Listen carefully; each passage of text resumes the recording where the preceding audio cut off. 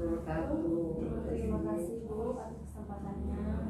Saya Desi Kartikasari dari SMA Negeri Kayu.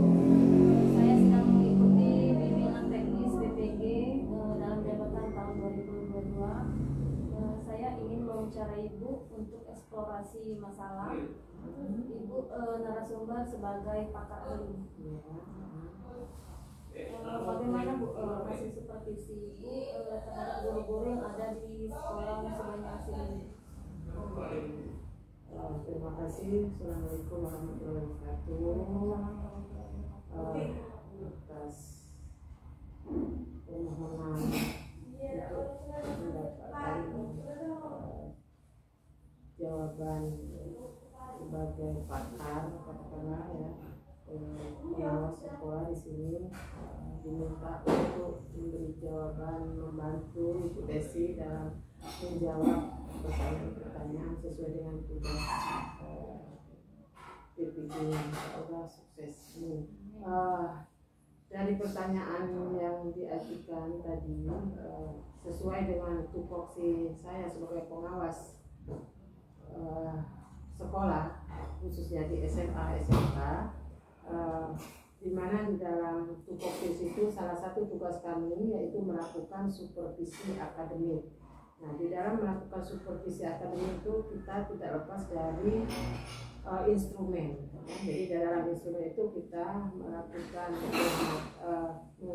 melihat bagaimana proses belajar mengajar guru di kelas sesuai dengan instrumennya. Mengenai hasil yang dilakukan itu secara keseluruhan, sekolah-sekolah yang pernah saya supervisi, ada yang memang sesuai dengan kemampuan gurunya, yaitu persiapan mengajarnya sudah lengkap. Ada dari persiapan mengajar, sudah itu perangkat-perangkatnya. Namun ada juga di sisi lain guru juga, kawan-kawan kita belum melakukan persiapan yang lengkap dari pembuatan RPP, jadi katakanlah persiapan mengajarnya kurang. Jadi kalau secara idealnya memang kita menentukan hasil yang baik ya, sesuai dengan instrumennya, mendapatkan nilai 100 ya di situ. Namun atau istilahnya A. Namun kita juga terkadang juga mendapatkan nilai yang masih sangat mengecewakan gitu. Nah, ini akan tahap berikutnya kita mendapatkan ya, yang mendapatkan nilai baiknya kita lakukan tindak lanjut, dan yang belum kita berikan istilahnya bimbingan klinis kepada guru tersebut. Itu Bu Desi hasilnya, itu ada yang sudah memuaskan, ada yang juga perlu bimbingan. Melihat temuan itu apa yang perlu ditingkatkan? Jadi setelah langkah hasil supervisi berdasarkan instrumen tadi, kita mendapatkan analisa. Nanti ada beberapa temuan-temuan di situ, misalnya pada saat proses pembelajaran guru tidak melakukan persepsi materi atau tidak melakukan semacam reward kepada guru, kepada siswa. Nah, ini ada banyak hal yang kita temukan. Nah, untuk tindak lanjut selanjutnya, guru itu setelah melakukan supervisi, kita langsung ke kegiatan selanjutnya, itu kita adakan pertemuan, yaitu secara wawancara. Setelah itu kita buka dan kita utarakan hasil gimana kelemahan pada saat pengamasan tadi. Jadi tindak lanjutnya kita adakan semacam wawancara. Setelah itu kita berikan pengarahan dan contoh-contohnya, begini misalnya guru mahal sekali memberikan reward kepada siswa. Nah, mestinya bagaimana dalam memberikan reward, atau guru dalam mengajar banyaklah ceramahnya. Nah, gitu. Nah, ini menjadi catatan bagi guru itu sendiri. Jadi itu Bu Desi. Saat mereka mengajar, apakah model pembelajarannya sesuai dengan materinya? Bu? Misalnya materi cerpen sesuai dengan materi cerpen, teks editorial sesuai.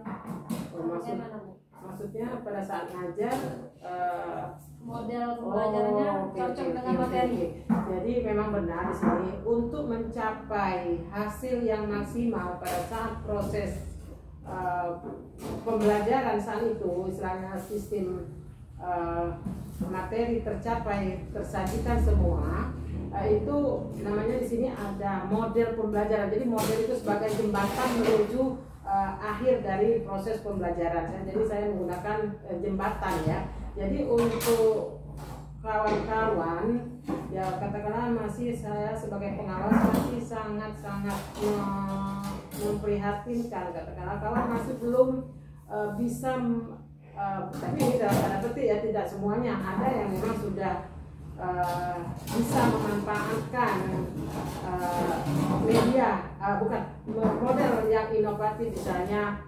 materi bahasa Indonesia kita misalnya membuat cerpen atau menganalisis cerpen unsur-unsur intrinsik. Nah itu kebanyakan masih kami temukan, saya temukan guru-guru menggunakan katakanlah model yang tradisional, masih ceramah. Padahal kalau guru tersebut punya kreativitas, sebenarnya dengan model-model inovasi yang terbaru ini sangat membuat pembelajaran itu menjadi gembira ya, menarik. Nah inilah, jadi sayangkan kawan-kawan masih belum bisa memanfaatkan dan menyajikan model-model itu. Tapi memang ada beberapa guru yang memang sudah bisa, misalnya model jigsaw, model drama, misalnya belajar bahasa Indonesia kan dramatisasi atau contoh, atau model bermain peran. Nah itu banyak sekali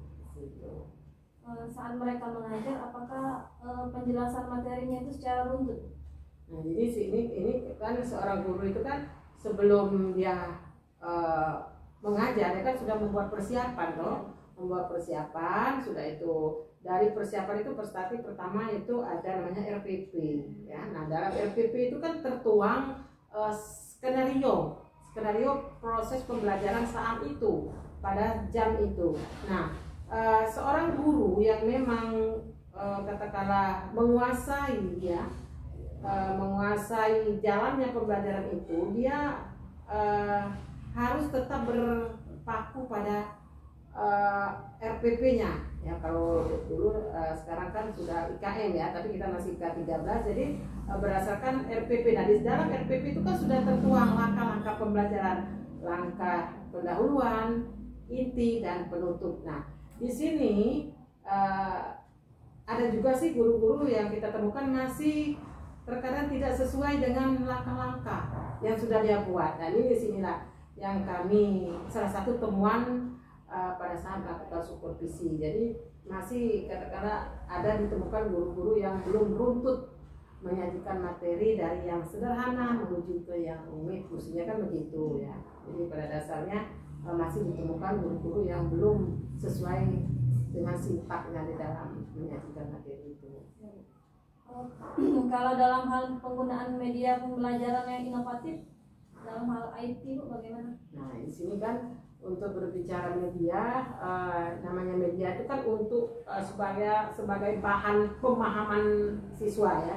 Jadi tanpa media sebenarnya media ini juga supaya membuat proses pembelajaran itu meriah, menarik dan tidak membuat anak-anak bosan. Nah ini untuk media IT, katakanlah kalau untuk sekolah-sekolah besar ya, SMA, SMK yang di kota, katakanlah bisa mereka sudah berusaha menggunakan misalnya dengan komputer atau membuat semacam slide-slide. Tapi untuk di daerah-daerah yang kadang-kala listriknya tidak stabil atau kurangnya istilahnya instalasi listriknya dan mungkin juga medianya. Nah ini banyak sekolah-sekolah yang tidak menggunakan perangkat IT, masih dengan sistem buku paket gitu, medianya buku gitu. Yang terakhir Bu, harapan Ibu ke depan untuk guru-guru bahasa Indonesia khususnya yang ada di Subang Yasin. Jadi Jadi gini Bu Desi ya, karena kita ini sebagai guru bahasa Indonesia itu kan gurunya guru ya. Jadi bukan guru bahasa Indonesia. Saya di sini menempatkan posisi tapi khusus untuk guru bahasa Indonesia.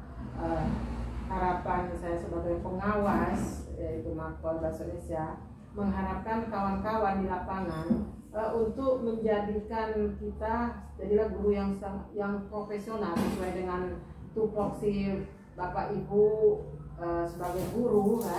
Ya, persiapkanlah dulu persiapan mengajarnya yang lengkap, sudah tuh sajikan materi yang sesuai dengan RPP dan lakukan penilaian, sudah itu proses-proses di luar guru itu. Jadi harapannya kawan-kawan sebagai guru bisa dapat menekankan bahwa anak itu bisa nanti sesuai dengan tujuan pendidikan nasional, yaitu menciptakan manusia yang cerdas ya, yang memiliki karakter. Jadi di sini intinya untuk bahasa Indonesia itu siswa kita bisa terampil berbahasa Indonesia, menyimak, menulis, berbicara, dan membaca. Nah itu, jadi tujuan kita adalah 4 keterampilan berbahasa itu sebagai induk dari media pembelajaran, materi pembelajaran yang lain hendaknya selesai. Nah ini tergantung ilmunya. Jadi kita sebagai guru bisa sebagai contoh sekaligus membawa anak menjadi anak terampil